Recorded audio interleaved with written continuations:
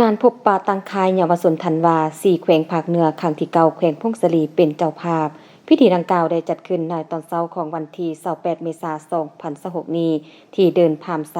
ของแขวงพงศลีอย่างเป็นทางการโดยการเป็นเกียรติเข้าร่วมของทานบุญทวีสอสุกันกรรมการสำหองศูนย์กลางพรรคหองเลขาพรรคแขวงผู้ที่นำเวียกงานพรรคพนักงานและองค์การจัดตั้งมหาชนขั้นแขวงมีท่านนางปานีกินดาวงศ์หองเลขาคณะบริหารงานศูนย์กลางสาวหนุ่มประชาชนปฏิวัติลาวมีบรรดาคณะนำศูนย์กลางคณะนำขั้นแขวงเลขาหองเลขาสาวหนุ่ม4แขวงคณะนำสาวหนุ่ม7เมืองบรรดาสมาชิกสาวหนุ่มแผนกการออมข้างแขวงตลอดฮอดน้องๆเยาวชน4แขวงภาคเหนือเข้าร่วม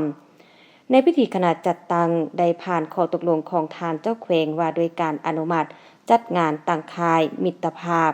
เยาวชน4แขวงภาคเหนือครั้งที่9รอบที่3และรายงานการกะเกียมความพร้อมจัดงานตั้งค่ายจากนั้นทานหุ่มพันธ์จันทลากรรมการพรรคแขวงกรรมการศูนย์กลางสาวหนุ่มประชาชนปฏิบัติลาวเลขาคณะบริหารงานสาวหนุ่มแขวงพงศดีได้กล่าวเปิดพิธีอย่างเป็นทางการซึ่งทานได้กล่าวบางตอนว่าการจัดงานพบปะตั้งค่ายเยาวชนธันวา4แขวงภาคเหนือในครั้งนี้เมนเพื่อเป็นการพบปะแลกเปลี่ยนบทเรียนสร้างเงื่อนไขพัฒนาเวียกงานเยาวชนอนุชนโดยขบวนการยูแห่งการจัดตั้งปฏิบัติขบวนการแข่งขันข้อแข่งขัน 3D 4ฮูของเยาวชนธันวาเพื่อศึกษาอบรมและเต้าโฮมเอาเยาวชนโดยถือเอาการแลกเปลี่ยนบทเรียนเกี่ยวกับเวียกงานเยาวชนอนุชนระหว่างแขวงต่อแขวงในการแลกเปลี่ยนการตั้งค่ายการแข่งขันเสพกองดุริยางค์แปลตัวอักษรเต็มรูปแข่งขันการนำเสนอผลให้และการต้านสกัดกั้น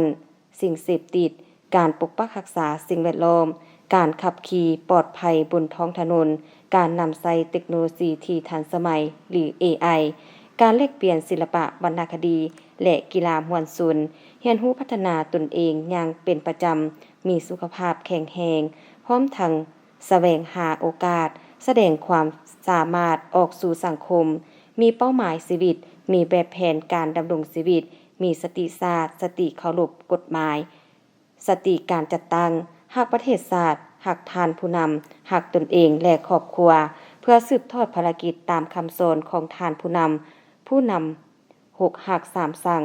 ขอแข่งขัน 3D 4คำควรและคุณลักษณะของเยาวชนอย่างแท้จริงและยกสูงคุณภาพด้านเนื้อในวิธีการรูปการปลุกจิตสำนึกให้สาวหนุ่มเยาวชนให้มีคุณธาตุการเมืองหนักแน่นมีคุณสมบัติศีลธรรมปฏิบัติมีน้ำใจหักศาสตร์หูปกปักรักษาเสริมขยายมุนเสื้ออันดีงามและหักบ้านเกิดเมืองนอนของตนเองอย่างรุดดื่มสร้างวิสัยทัศน์ที่ดีมีระเบียบวินัยอย่างเข้มงวดและปรับปรุงการจัดตั้งก่อสร้างและขยายสมาชิกสาวหนุ่มเยาวชนให้มีความหนักแน่นและเข้มแข็งภายใต้หัวข้อเยาวชนยุคใหม่ใส่ใจการศึกษา